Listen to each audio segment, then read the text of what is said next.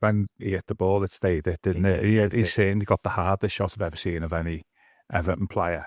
I mean, that goal, it was at Wolves, the 3-0 in 2011. I don't think I've ever seen a shot hit so hard. There was somewhat of a debate online about who was Everton's greatest left foot. Oh, right. Yeah. You got involved, Gav.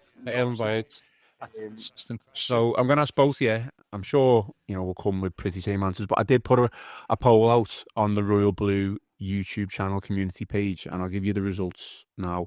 So obviously, I'm restricted in how many players I can include in this poll. So we had Billy Anetinov, Leighton Baines, Kevin Sheedy, and Andy Hinchcliffe. I mean, you could have had plenty more. Obviously, James Rodriguez, and there was a couple dating back to the 60s. Lukaku got mentioned. Got mentioned. Absolutely. But I did say, if you wanted to comment, if you wanted to vote, comment other, and it was well received. But Kevin Sheedy so far is winning, or won, whatever way you want to look at it. 64% of the votes he received. So would you go along with that guy? Oh, absolutely. Best right foot in Everton history. Absolutely. I've seen of the players I've seen, let's go back to like the early 70s. Well, definitely. I tell you what, he's got the hardest shot though, Billy Anetinov. Oh, he was in power. I tell you what, when he hit the ball, it stayed it, didn't it? He's certainly got the hardest shot I've ever seen of any Everton player.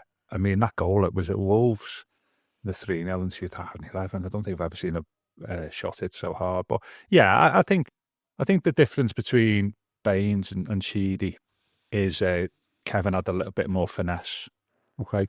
In terms of, and now he's playing more up front as well, so you got more chances of scoring from different positions and stuff. A bit more finesse, a little bit more variety with his left foot. And Baines, obviously, we're not comparing like really. Baines' left foot was excellent as well. And Kevin all day long. His career, well, he said afterwards. I know Bees mentioned it. If every Everton player could put out like a video of the best moments in an Everton shirt in terms of goals and assists, then Kevin's would be the best. And from I've seen the best by some distance. And Kevin rightfully best left foot in Everton history. But we also had the conversation about the best left back in Everton history on the back of that, didn't we? That was another. Yes, I think a couple of people started talking about that, didn't they? Yeah.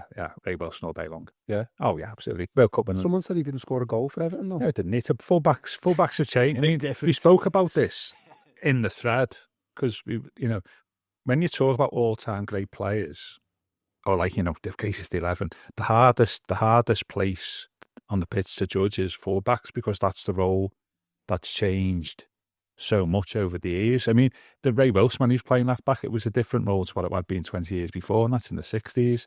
So it's very difficult to judge different people, because when, you could say, the one that probably applies to is probably Pat van der Now, who was a terrific left back, but Van der Now for him was a centre-half playing left back. He was a terrific player, Van der Now. That whole psychopath thing got in the way of him being a top player. And, Pat, of his time, had all the attributes for being a fullback. He was hard, you get stuck in, you could still use the ball, but that's not what you need from a fullback in a modern era. So compare him to Leighton Baines. You're not going to get up and down the wing, cross the pace, all that type of stuff. Think of the relationship Baines had with Pino. At the same time, Leighton was certainly not strong enough defensively to play in the mid-80s. Did Baines have the quality to play in a title-winning team? I don't think he did. Still great going forward. But Pat certainly did, and Ray had the quality to play in a World Cup winning team at the age of 31. I mean, Ray came to the club at 29. And he's undoubtedly the best left back in the club's history, because that's how you judge him, isn't it? Ultimately, with Ray, are those players who played in that position good enough to play in the World Cup winning team? No. Leighton certainly not. Pat certainly not. Ray Wilson certainly, and he played in 62. When he's probably more at his peak, but fantastic player, Ray Wilson. And undoubtedly the club's left back, greatest full back, never mind left back, and right up there in the club's top players. And he didn't come to the club till he was 29. It's better. But yeah, yeah, the left foot though, it's Sheeds all day long.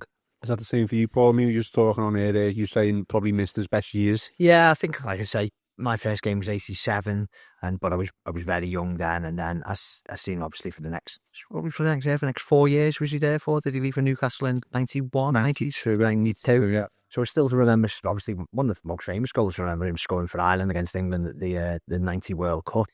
But yeah, like Danger's probably more of my generation, but you know, being the Everton fanatic that I have, and I'm growing up in the 80s and then early 90s, obviously, I've seen most, if not all, of Sheedy's goals. So yeah, I would go with Sheedy as well. Like, yeah, absolutely brilliant left foot and part of one of our best ever teams, if not the best ever team. So yeah, go with him. Yeah, absolutely. Yeah, it was interesting. So just one final thing is he said, and talk about this in the book, his best season for Everton was not out wide left, it was playing centre mid in 1986-87. And Kevin had the reputation not necessarily being the toughest and hardest player, but he showed that season he could stick his foot in. And he gave us something in 86-87, that flair in the middle of the pitch that we didn't have 2 years before. And that's why midway through that season, they played the best football I've ever seen Everton team play.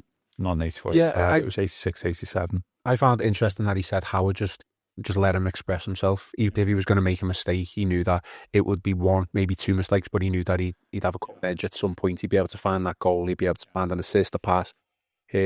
Whereas, obviously, when Howard left, I think maybe when Colin Harvey came in, he wasn't critical of Colin in any way. He just said, you know, Colin wants them to focus a little bit more on his defensive work. Well, yeah, and he didn't want to play him in the middle. He wanted to play him left. And I think both people have said this publicly about the relationship was difficult for that reason. Kevin wanted to play him one side in the middle. Colin wanted them out left. And I think probably Kevin, like a few of the players in the mid-80s, would have been better leaving a couple of years earlier.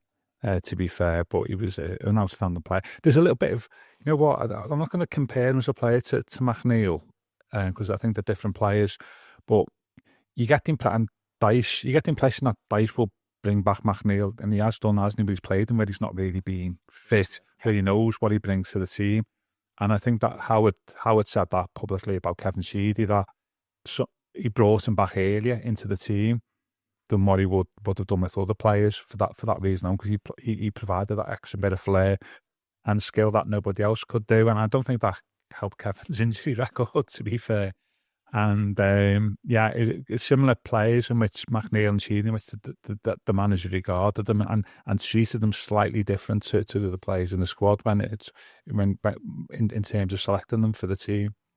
I find it interesting, just to probably finish off on this point and slightly change the topic, that you say nothing ever changes in football. Yeah. And just back to Billy Anetinov, so I probably butchered his name there, but I remember we had the same debate whether he should be playing on the left or in the middle. Yeah. And we're having the exact same debate now, whether McNeil should be on the left or in the middle. Yeah, I think most people out wide who show a bit of quality, it's always a point that's made during the career. Trevor Stephen was the same on the right hand side. I mean, Trevor ended up playing in the middle for a bit and did so for Rangers, and I think if you often think sometimes that the quality is wasted out wide, where the ball's always passed to them. They can't go and hunt for the ball, but in the middle where they can hunt for the ball a little bit more and get onto it, have more possession. Sometimes you've got players with flair, you want that. The Royal Blue Podcast from the Liverpool Echo.